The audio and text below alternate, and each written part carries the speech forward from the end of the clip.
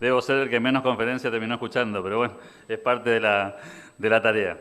Para mí es un honor, primero, contar con la visita personal en la ciudad de Corrientes de Alberto Venegas Lynch, hijo, y más allá de que ahora voy a compartir el currículum de él con todos ustedes, o la mayoría de nosotros tienen el placer de conocerlo hace tiempo, de seguirlo, de escucharlo, de haberlo visto en conferencias, de leerlo todas las semanas.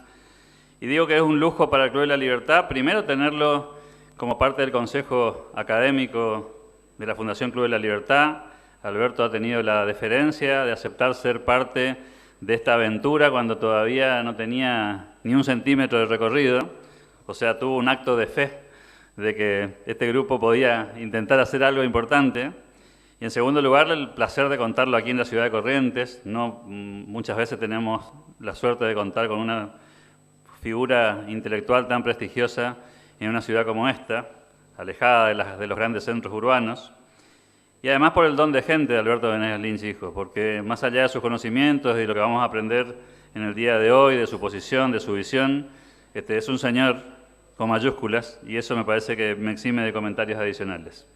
Pero bueno, tengo que cumplir con las formalidades, y Alberto Venegas Lynch, hijo, completó dos doctorados, es presidente de la sección Ciencias Económicas de la Academia Nacional de Ciencias, es miembro de la Academia Nacional de Ciencias Económicas, autor de 21 libros, profesor en universidades nacionales y del exterior. Este es un currículum súper abreviado de una personalidad que ha tenido una trayectoria enorme y que sigue aportando muchísimo a las ideas de la libertad. Y el título que nos propuso para hoy, en el marco de discutir el Mercosur y la integración regional, me pareció excelente y estoy absolutamente seguro que lo vamos a aprovechar al máximo. Alberto Venegas Lynch, hijo, gracias por estar con nosotros.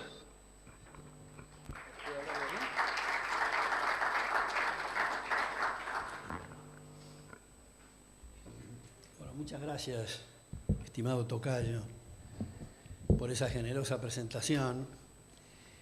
Y creo que todos nosotros tenemos que celebrar muy entusiastamente la existencia del Club de la Libertad, porque es una contribución formidable para que se entiendan las ventajas de la sociedad abierta, para usar terminología popperiana, es decir, nada más y nada menos que el respeto recíproco.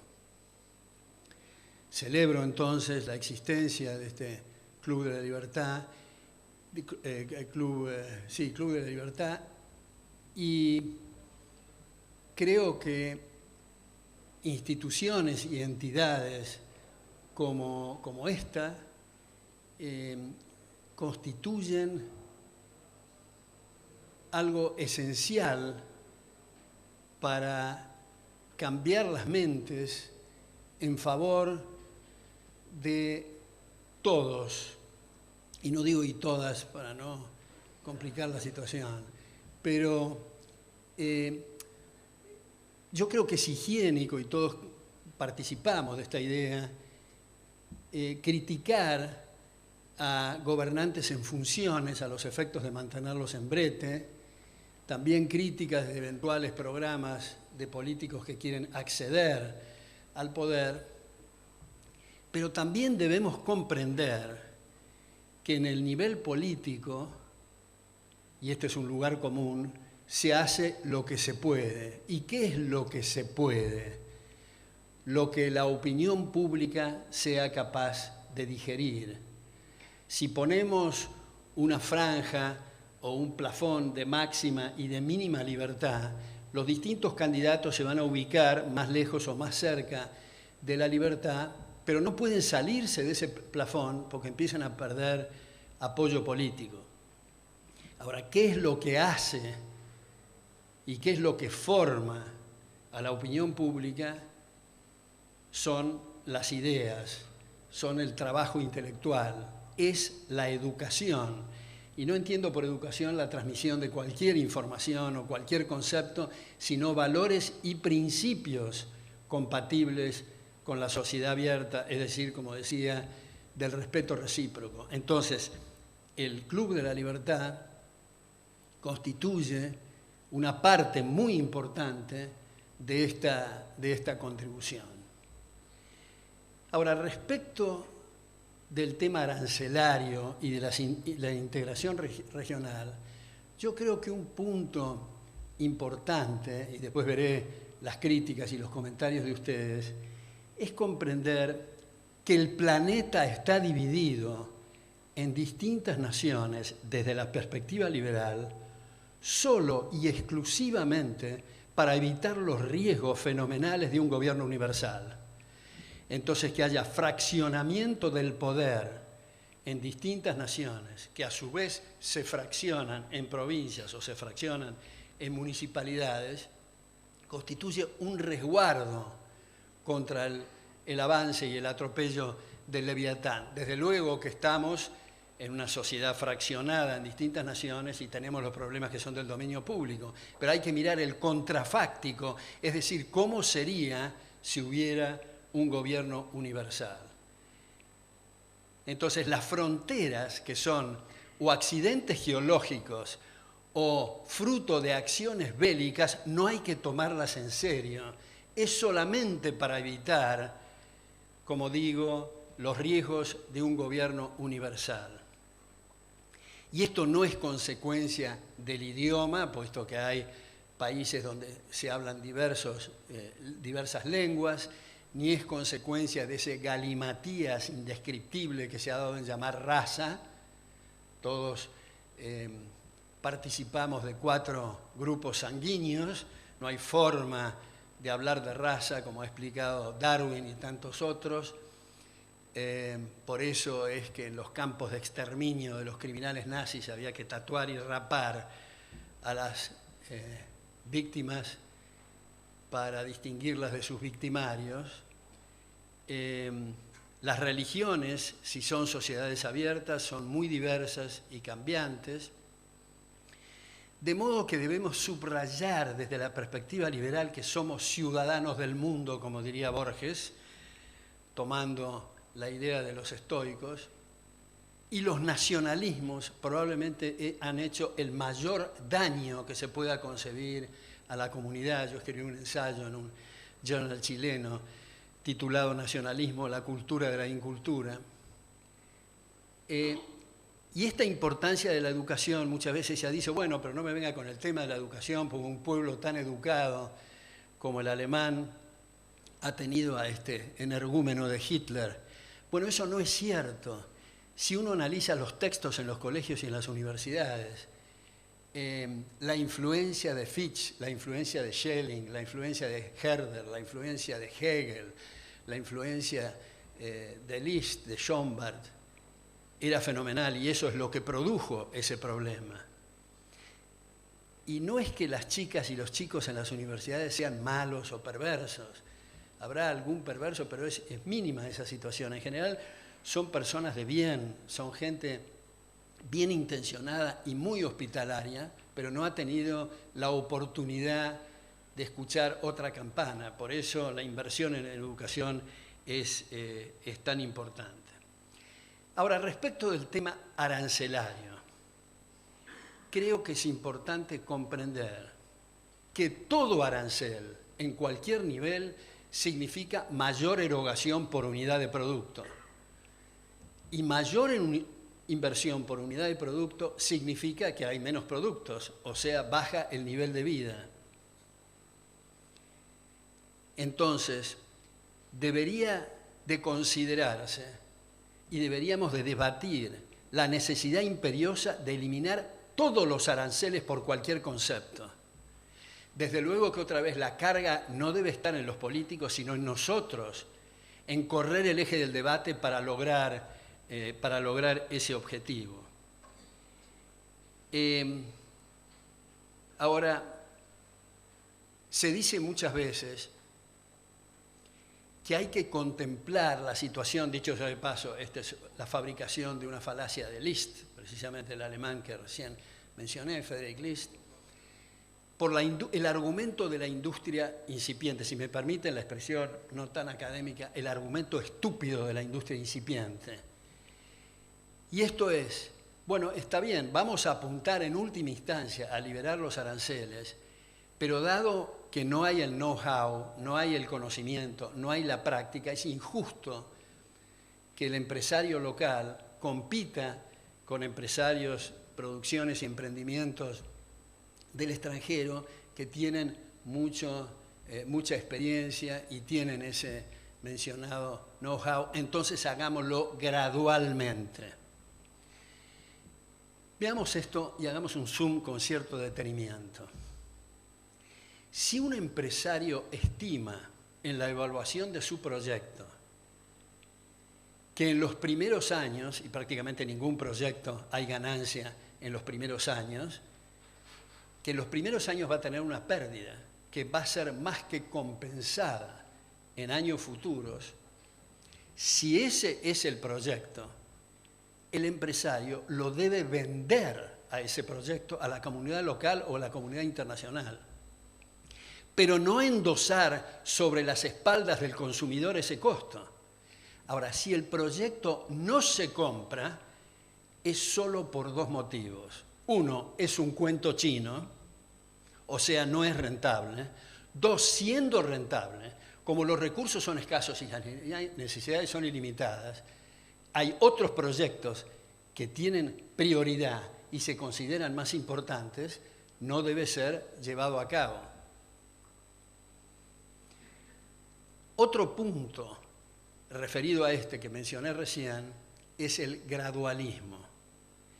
Yo creo que hay que revisar el concepto de derechos adquiridos, porque el argumento para no bajar los aranceles y para muchas otras cosas de política económica, se dice, bueno, yo me he ajustado, dice un empresario, a las leyes vigentes en el momento que hice la inversión, y es muy injusto que me cambien las reglas del juego. Por lo tanto, tengo un derecho adquirido. En rigor, desde el punto de vista jurídico, no hay derecho contra el derecho. Pongo dos ejemplos, uno real y uno imaginario y extremo. Un ejemplo real es en el caso de muchos países, por ejemplo el Uruguay, cuando existía esclavitud, mucha gente cuando se liberó la esclavitud pedía ser indemnizada por el costo de la compra del esclavo, no solo en Uruguay, en muchos otros países. Esto es una muestra del derecho contra el derecho. Un ejemplo más extremo es, otra vez refiriéndome a los nazis, que los dueños de las cámaras de gas pidieran que gradualmente siguieran asesinando judíos por la inversión que habían hecho en el sistema legal hitleriano. Entonces, no hay derecho contra el derecho, lo cual no quiere decir que no exista el concepto de derechos adquiridos. Hay derechos adquiridos en cuanto a que no vulneran derechos de terceros. Otra vez, el tema del gradualismo o el tema de eliminar los aranceles en el nivel político no deben ser, me parece, acusados los políticos porque depende de la opinión pública. Después de 300 años de debate que abrió en 1776 Adam Smith, todavía seguimos diciendo que la integración es un primer paso para ir a la liberación unilateral de aranceles, porque todavía no hemos comprendido, incluso en muchos de los tratados de integración, se menciona la palabra invasión para no permitir la invasión de productos extranjeros como si fueran ejércitos de ocupación, en lugar de comprender que son mejores perfumes o caramelos más ricos. Entonces, todavía estar discutiendo que es conveniente comprar más caro y de peor calidad es algo que resulta bastante absurdo. Otro tema vinculado con la cuestión arancelaria es el tema del desempleo. Aquí hay otras falacias que también están involucradas. En una sociedad abierta, donde hay arreglos contractuales libres y voluntarios, no hay tal cosa como desocupación involuntaria.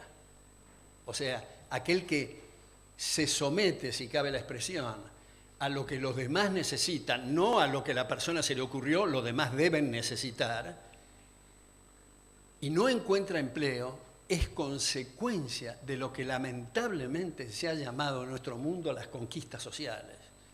O sea, poner salarios más altos de lo que las tasas de capitalización permiten. Como todos ustedes saben, las tasas de capitalización, o sea, la inversión per cápita, es la única condición y la única causa de salarios e ingresos en niveles más altos, lo cual a su vez requiere marcos institucionales civilizados de respeto a la propiedad. Ahora, cuando se están haciendo debates, yo he tenido algunos conflictos en reuniones sociales últimamente, porque casi siempre cuando llego están discutiendo el tema electoral, que ahora el 25 de octubre en la Argentina, y yo digo, les sugiero lo siguiente, que cambiemos de tema, cada uno va a votar por el menos malo, demos vuelta a la hoja y les pregunto a cada uno, ¿qué han hecho hoy, ayer o antes de ayer para que los respeten? Porque si la respuesta es nada, vamos a seguir a los tumbos, cada uno, no importa a qué se dedique, si al derecho, a la economía, a la filosofía, a la danza o la jardinería, tiene la obligación moral de dedicarse a temas en dirección a que los respeten.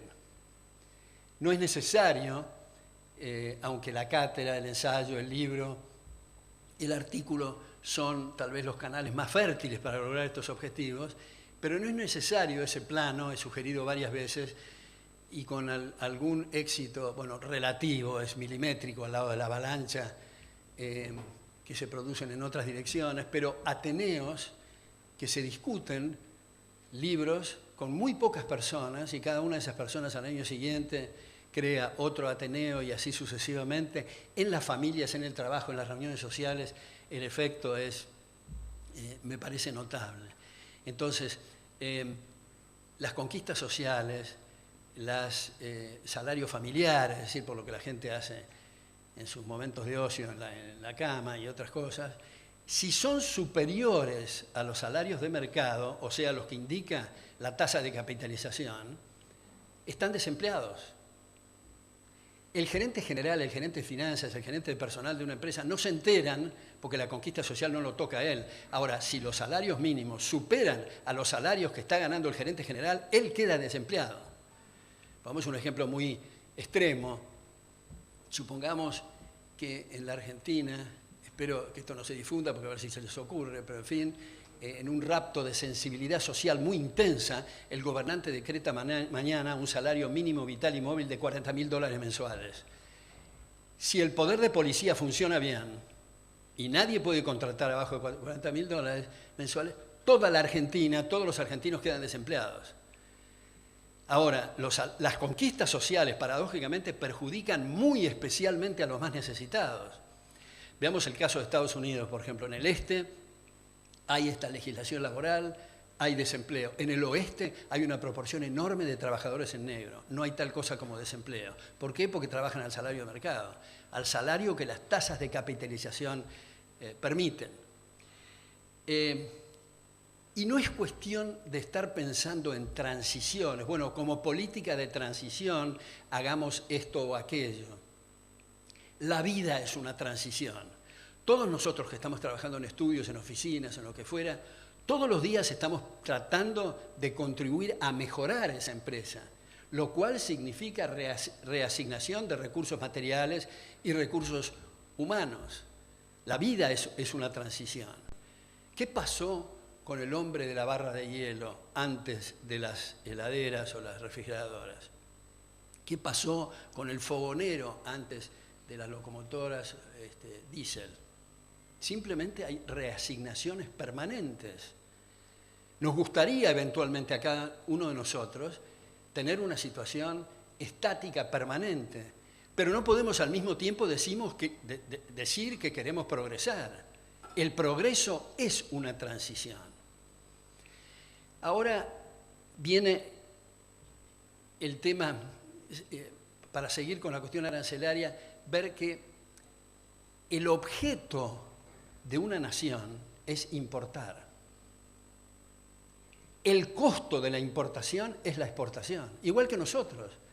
A nosotros nos encantaría poder comprar y comprar ad infinitum sin vender nuestros servicios profesionales ni vender nada. Significa que el resto de la población nos está regalando cosas. Y apenas si nos cuesta que nos regalen para nuestros cumpleaños, no creo que nos regalen permanentemente.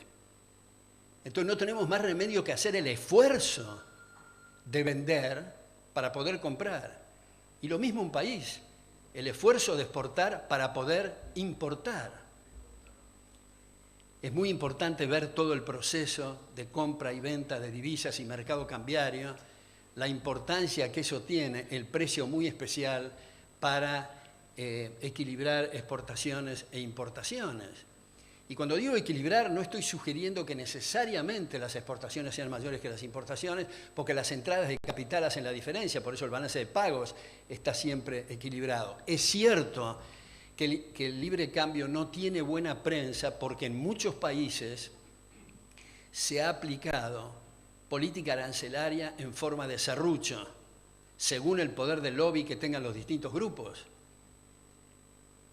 Entonces, si hay un serrucho, lógicamente, el empresario que ve liberado el producto final, pero ve protegido, entre comillas, los insumos, tiene que cerrar la empresa. Y lo mismo con esta política de deuda que simula entradas de capitales y por eso produce estos problemas. Se ha dicho, junto con esta expresión de invasión de productos en el sentido antes expresado, se ha dicho, supongamos, la Argentina está intercambiando productos con México. México en un momento dado decide prohibir los productos argentinos. Entonces, en represalia, los argentinos deciden prohibir los productos de México. Pero vean ustedes el absurdo de esta represalia. Al prohibir los productos argentinos en México, los productores argentinos se han perjudicado. Ahora, en represalia, se prohíben los productos importados de México, lo cual lo perjudica doblemente. Tiene que comprar más caro y de peor calidad. Esa es la represalia. Ahora, respecto de la... ¿Cómo estoy en el tiempo? Bien. Respecto de la integración regional, yo comprendo que en este mundo tan difícil que vivimos, no hay más remedio, otra vez en nivel político, de entrar en procesos de integración regional. Pero en el caso concreto del Mercosur, a pesar de que el espíritu del Tratado de Asunción ha sido terminar con las aduanas, liberar el movimiento de bienes y servicios y personas, no tenemos esa situación. Más aún se puede decir que el Mercosur no existe. Lo que existe son los burócratas del Mercosur, los sueldos de quienes trabajan en el Mercosur, la cosa absolutamente absurda, a mi juicio, del Parlasur, de gente que está siendo electa ahora para asumir en 2020.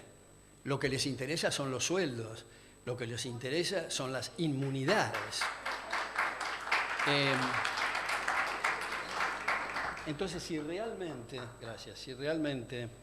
lo que se quiere es liberar el comercio, me parece que esto está yendo en una dirección...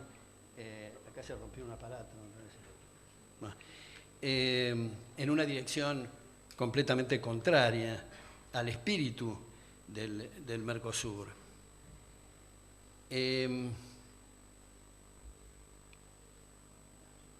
Creo que en todo este proceso comercial debe distinguirle, y cuesta en realidad cuando uno da clases en la universidad explicar qué es el empresario. Cuesta explicar que el empresario es un benefactor de la humanidad, no porque esté haciendo beneficencia, en su interés personal, buscando incrementar su patrimonio. En sociedades abiertas no tiene más remedio, subrayo, no tiene más remedio que servir a sus semejantes.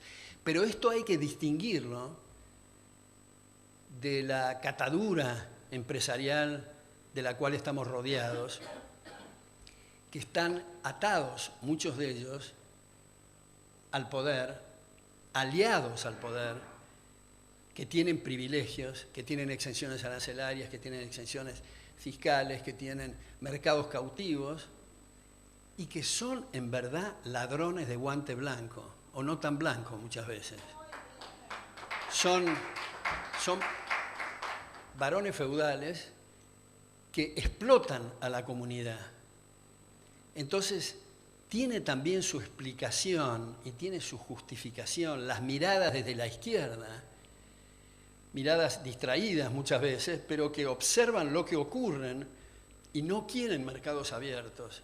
Y no lo quieren justificadamente porque piensan que mercados abiertos se asimila al privilegio y se asimila a los mercados cautivos. Termino con esto. Ron Paul, el 3 veces candidato a presidente de Estados Unidos y 4 periodos en la legislatura, como yo le digo a mis hijos, observen bien a esta persona porque no ha habido en la historia de la humanidad, creo yo, un político que hable en ese lenguaje, que no es propiamente un político, no está pensando en tomar votos, sino en correr el eje del debate. A mí me llamaba la atención cuando 11 candidatos presidenciales en distintas universidades estaba Ron Paul hablando de la teoría del ciclo austríaca. El último libro de él, Liberty Defined, está dedicado a Mises, a Hayek, a Rothbard y a Sennholz. 4 profesores míos, que un político hable en ese lenguaje es una cosa notable. Bueno, en todo caso, Ron Paul y David Stockman era secretario de Hacienda, secretario de Presupuesto, perdón, de Ronald Reagan, acaba de publicar un libro que el subtítulo es más interesante que el título. El subtítulo es La corrupción del capitalismo en América por Norteamérica. Y él dice, y Ron Paul también, que tradicionalmente en ese gran país, Estados Unidos, dicho sea de paso un chivo, yo escribí un libro que se llama Estados Unidos contra Estados Unidos, mostrando la traición de los últimos tiempos a los principios de los padres fundadores. Dice Ron Paul y David Stockman que la característica, lo tradicional en Estados Unidos era tener un grupo de grandes ingresos que eran los pioneros, los que abrían puertas en muy distintos sectores, un ingreso medio muy amplio, un ingreso bajo con la esperanza de ascender y una esperanza realizada, y esa era el American Way of Life. El otro día en mi casa Mark Ford asistió a una comida que yo quería hablar de determinados temas y me dijeron que era un financista, socio de Bill Bonner, y él es billonario, asesor financiero en Estados Unidos, como digo, socio de Bill Bonner. Empezó arreglando techos, no tiene carrera universitaria, es un autodidacta, tiene varios libros que están en Amazon. Dicho sea de paso, entre paréntesis, digo que cuando supe que él venía, que lo invité por la sugerencia de otra persona, le dije a mi mujer, nos arruinaron la comida porque vamos a hablar solamente de tasas de retorno, en fin, y me sorprendió el conocimiento de literatura, de lingüística, de filosofía, y le conté en un mail después a Mark Ford, le voy a contar el backstage de esta comida. Yo le dije a mi mujer que nos habías arruinado la comida porque venías y me resultó una de las personas más interesantes y más completas en conocimientos y facetas muy atractivas. Pero en todo caso, estos autores, David Stockman y Ron Paul, dicen que ahora hay un cuadro de situación distinto y bastante peligroso, porque los que están arriba, y cada vez en mayor proporción, son los hijos de los bailouts, de los salvatajes, de esa inmoralidad espantosa, porque empresarios, industriales y banqueros irresponsables o ineptos, o las dos cosas simultáneamente, están recibiendo recursos coactivamente detraídos del fruto del trabajo de la gente que no tiene poder de lobby. Y por eso es que ascender en la pirámide patrimonial, digamos, está siendo más bloqueada, más difícil la movilidad social, que es un punto muy central. Entonces, yo creo que tenemos que liberarnos de candados mentales, despejar telarañas mentales y no decir porque siempre se ha hecho, se tiene que seguir haciendo. No ser conservadores del statu quo, sino tener un espíritu un poco innovador y revisar nuestras premisas. Porque como decía Einstein, no se puede tener buenos resultados adoptando las mismas recetas. Muchas gracias. Muchas gracias.